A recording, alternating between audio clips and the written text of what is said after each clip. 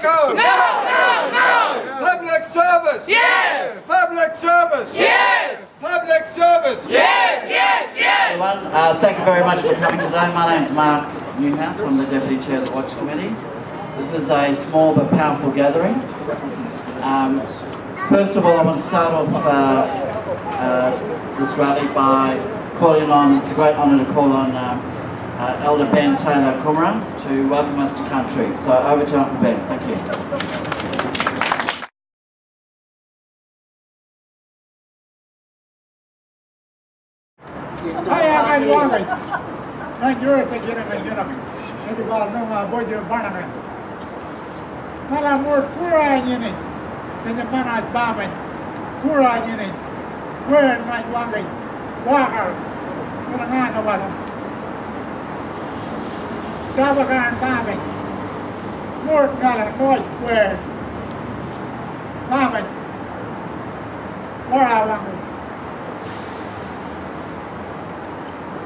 As I come to you today in respect, first of all, I would like to stand for a minute of silence before you all. In respect of Mr. Ward and all those who have died in custody at the hands of G4S and Serco, we will now stand in silence.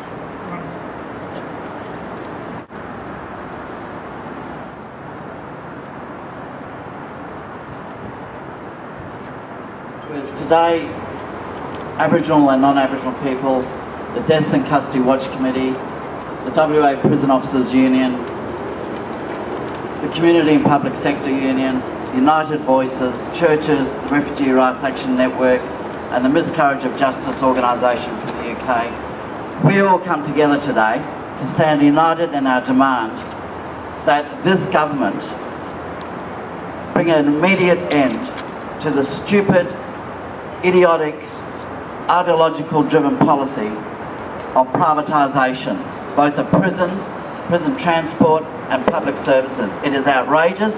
We know that it's completely misguided, it's driven by profit and it needs to end.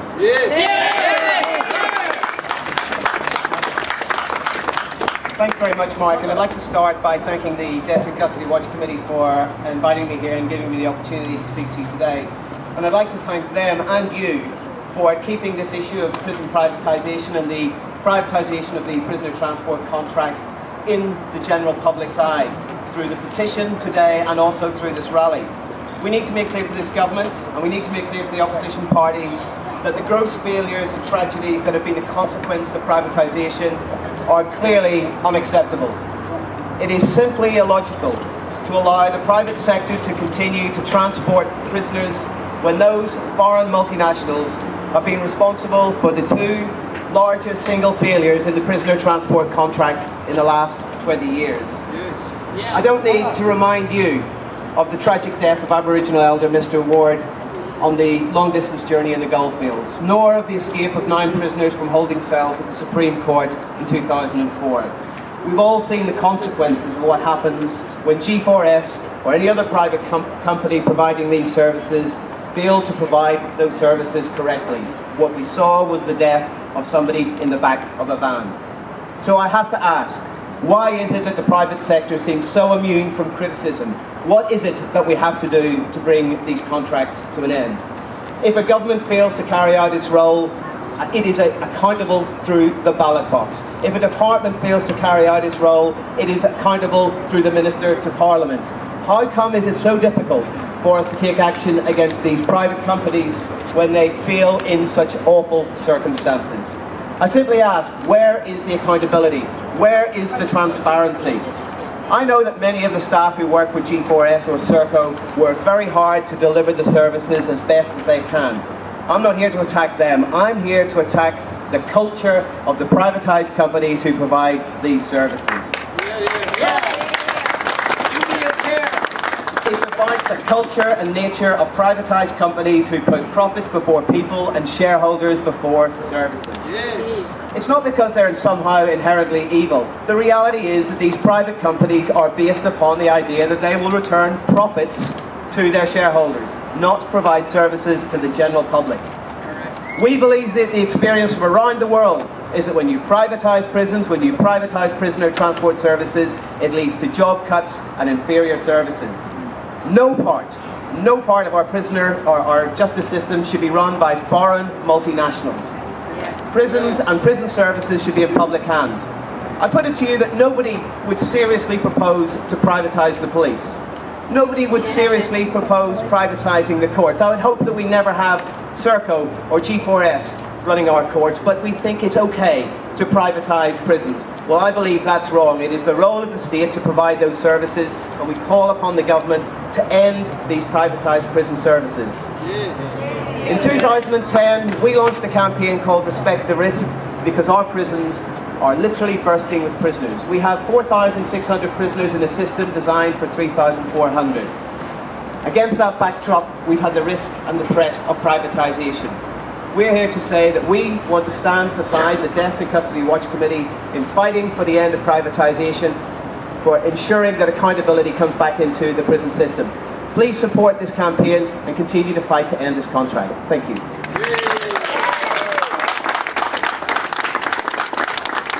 Thank you, John. We'd like to thank the Prison Officers Union and the CPSU and the United Voice and other unions for standing alongside of us.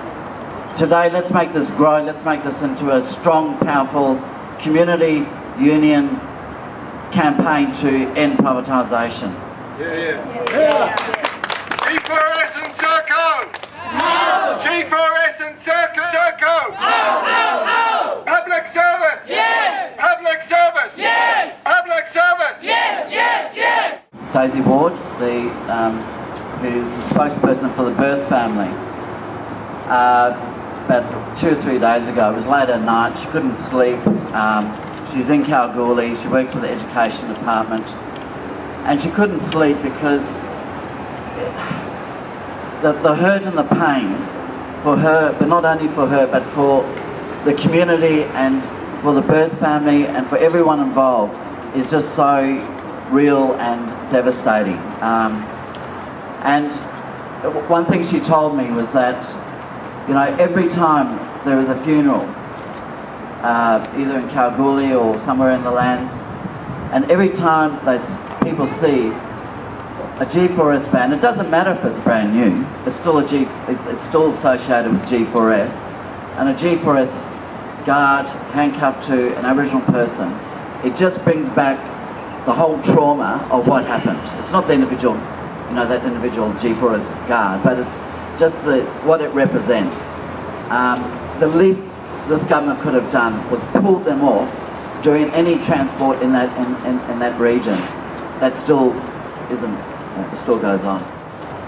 Despite calls from the Watch Committee, the community, the Prison Officers Union, the family of Mr. Ward, who was literally cooked to death, there's no other way to describe what happened, whilst in the so-called care of G4S, this government still refuses to stop privatisation.